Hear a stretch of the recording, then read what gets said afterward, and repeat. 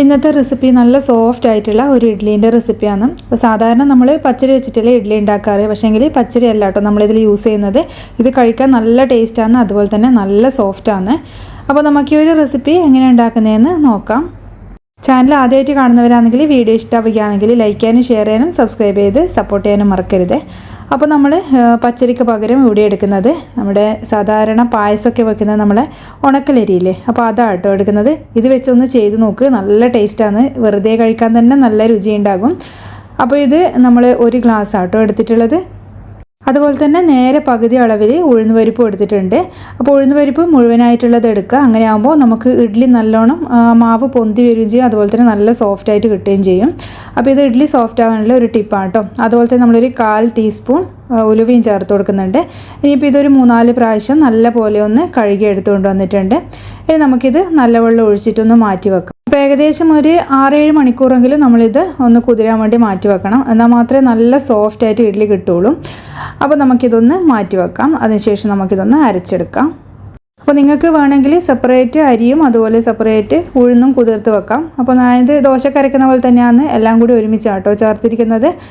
ഇനിയിപ്പോൾ ഒരു 7 മണിക്കൂർ കഴിഞ്ഞതിന് ശേഷം നമുക്ക് മിക്സിൻ്റെ ജാറിലേക്കൊന്ന് മാറ്റി കൊടുക്കാം. അതുപോലെ തന്നെ ഇതിലേക്ക് ചോറ് ചേർത്ത് കൊടുക്കുന്നുണ്ട്. ഒരു കയ്യിൽ മാത്രം ചോറ് മതിയാകും. അപ്പോൾ ഇഡ്ഡലിക്കെന്ന് പറയുമ്പോൾ നമ്മൾ ദോശ പോലെയല്ല, കുറച്ച് തരിതരിപ്പായിട്ട് വേണം അരച്ചെടുക്കാൻ വേണ്ടിയിട്ട്. അപ്പോൾ ഞാനിവിടെ മട്ട അരിൻ്റെ ചോറാട്ടോ ചേർത്തത്. അത് ചേർക്കുമ്പോൾ നല്ല സോഫ്റ്റായിട്ട് ഇഡ്ഡലി കിട്ടാറുണ്ട്. അപ്പോൾ ഇനി നമുക്കിതൊരു ബൗളിലേക്ക് അങ്ങ് മാറ്റി വെക്കാം. കുറച്ച് വെള്ളവും കൂടിയും ചേർത്തിട്ട് മിക്സിയിൽ ഒഴിച്ചിട്ട് നമുക്ക് ഇതിലേക്ക് ഒഴിച്ചിട്ട് ഒന്ന് കലക്കി വെക്കാം. അപ്പോൾ ഇതൊരു കയ്യിൽ വെച്ചിട്ട് തന്നെ മിക്സ് ചെയ്യണമെന്നില്ല. കൈ നല്ലോണം കഴുകിയിട്ട് കൈ കൊണ്ട് മിക്സ് ചെയ്ത് കഴിഞ്ഞാൽ നമുക്ക് നല്ലോണം മാവ് പൊങ്ങിക്കിട്ടും. അപ്പോൾ ഇഡ്ഡലി പൊങ്ങാനുള്ള ഒരുപാട് ടിപ്സ് ഞാൻ വീഡിയോയിൽ ഇട്ടിട്ടുണ്ടായിരുന്നു, ഇതിന് മുന്നേ ഉള്ളത്. കാണാത്തവരുണ്ടെങ്കിൽ കാണാം. അപ്പോൾ നല്ലപോലെ മിക്സ് ചെയ്തതിന് ശേഷം നമ്മളിത് ഒന്ന് പൊങ്ങാൻ വേണ്ടി മാറ്റി വെച്ചിട്ടുണ്ടായിരുന്നു. അപ്പോൾ ഏകദേശം ഒരു 8 മണിക്കൂറെങ്കിലും നമ്മൾ പൊങ്ങാൻ വേണ്ടി മാറ്റി വെച്ചതായത്. അപ്പോൾ ഞാൻ അരക്കുമ്പോൾ ഇതിൽ ഉപ്പ് ചേർത്തിട്ടില്ല. അപ്പോൾ പിറ്റേന്ന് നമ്മളിത് ഉപ്പ് ചേർത്തിട്ടൊന്ന് മിക്സ് ചെയ്തെടുക്കുന്നുണ്ട്.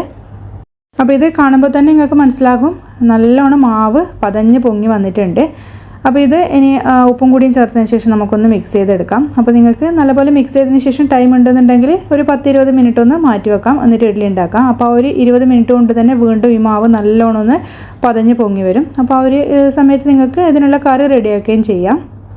ഇനി നമുക്ക് ഇഡ്ഡലി പാത്രത്തിൽ ഇതൊന്ന് ആവിക്ക് വെച്ച് വേവിച്ചെടുക്കാം. അപ്പോൾ സാധാരണ നമ്മൾ ഇഡ്ഡലി ഉണ്ടാക്കുന്ന പോലെ തന്നെ അത് ആർക്കും പറഞ്ഞു തരേണ്ട ആവശ്യമൊന്നുമില്ലല്ലോ. അപ്പോൾ ഇഡ്ഡലി തട്ടിൽ നമ്മൾ സാധാരണ വെളിച്ചെണ്ണ തന്നെയാണ് പുരട്ടി കൊടുക്കുന്നത് കേട്ടോ. അപ്പോൾ ബട്ടർ ഉണ്ടെങ്കിൽ അത് പുരട്ടി കൊടുത്തു കഴിഞ്ഞാൽ ഇഡ്ഡലി നമ്മളെ ആ ഒരു തട്ടിൽ നിന്ന് പെട്ടെന്ന് തന്നെ വിട്ട് കിട്ടുകയും ചെയ്യും, ഒരു പ്രത്യേക ടേസ്റ്റും ഉണ്ടാവും കേട്ടോ.